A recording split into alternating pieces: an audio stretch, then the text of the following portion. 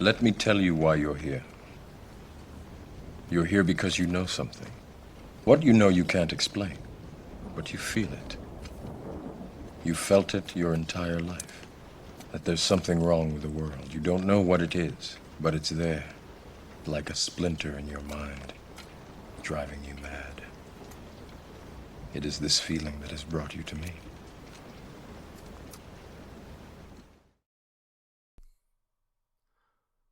Do you feel it? Have you felt there is something wrong with the world that you just can't quite explain? This feeling likely came into sharp focus for you in 2020 and is seemingly only intensifying in the current year. You may feel like you're living in the Matrix, but this virtual world is failing. Foundations you thought were solid no longer seem to be so. Why is this, and what is going on?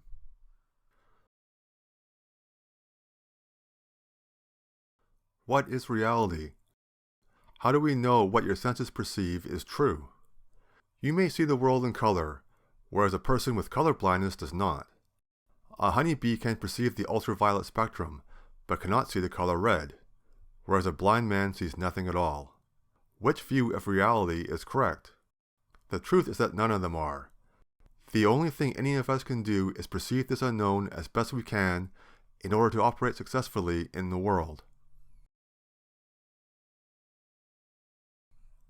But how do we perceive the world beyond our physical senses? For most of us, we rely on establishment media in some form to interpret the world around us. It's the only way we get an understanding of what's going on across town or around the world. They are the architects of reality, and they conjure up our perception of the world by creating easily digestible narratives. But what happens when our media overload's grasp of reality, for whatever reason, begins to fail? I put it to you that this is happening now. The holes in the narratives that most of the legacy media promote are now so glaring that you can feel like the fabric of reality itself is ripping apart. The Cathedral is a concept that describes the collection of institutions that decide on and enforce what is allowable public opinion. Among its major components are its entertainment division, Hollywood, intellectual division, the universities, and media division, legacy blue-pilled media. The division we are most concerned with here is the media, although there is always overlap between all three. A prime example of the Cathedral in action is how it attempted to spin the events of January 6th, in which a number of protesters rioted and breached the Capitol, briefly occupying it. One Capitol policeman was killed, one protester was shot and killed, and 3 more died from medical emergencies.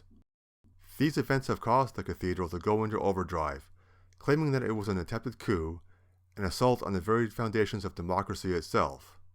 As always, there have even been comparisons made to the Yahtzee Party from Germany.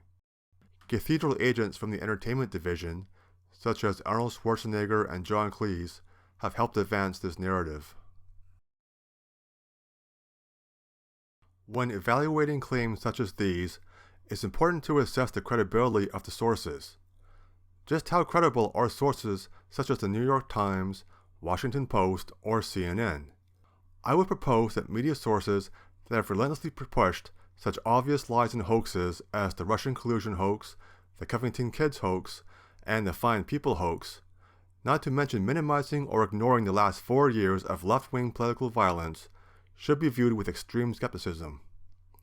With this in mind, how does their January 6th narrative hold up? A coup? A coup generally refers to a well-planned overthrow of a government with at least some chance of success. Even with Cathedral sources doing their best, does this coup look like it was well planned? What would you rate their chances of success of overthrowing the government? 75%? 25%? How about 0? Do you disagree? Violent? As noted before, there was violence and even a few deaths. But where do you draw the line between a violent protest and a mostly peaceful one? Of the thousands upon thousands of Capitol Hill protesters, how many of them actually entered the Capitol building? Of those, how many were violent? One of the images that the Cathedral has been promoting is that of Representative Andy Kim, a New Jersey Democrat, who helped clean up the terrible riot damage. But where's the damage?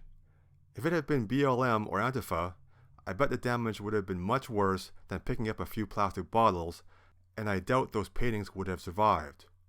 Or what if the heroic actions of Officer Eugene Goodman, hailed for steering the riotous mob away from the Senate chamber? But why was he able to do this? Could it be because the mob wasn't that riotous and protesters frequently occupied government buildings? If this had been BLM or Antifa, do you think they would have listened to his instructions? If you wish to leave the media-created blue-pill matrix, the first thing you have to do is to resolve to disconnect from it and start thinking for yourself. Step 1 is to pick one corporate media organization to follow. Much like how it was important to read Pravda in a time when the Soviet Union was a thing, you will want to keep one eye on them. It really doesn't matter which one you pick, they're all the same.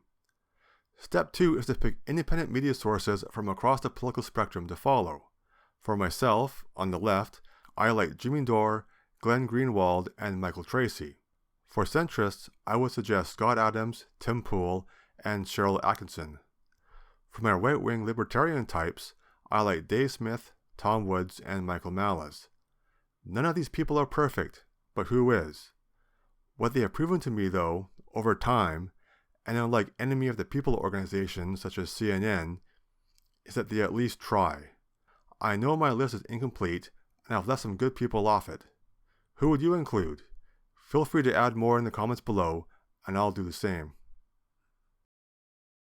Once you are outside of the matrix, you're going to find things extremely disorienting at first. You will be going against all of your blue pill programming, carefully taught to you in the Cathedral schools, to blindly follow a single source of authority, no matter how questionable. Thinking for yourself is not easy, but it has the value that you will no longer be quite as susceptible to the latest outrage and distraction perpetuated by the Cathedral's 24-hour news cycle. At least, you will no longer be this. Shout! Shout out his name!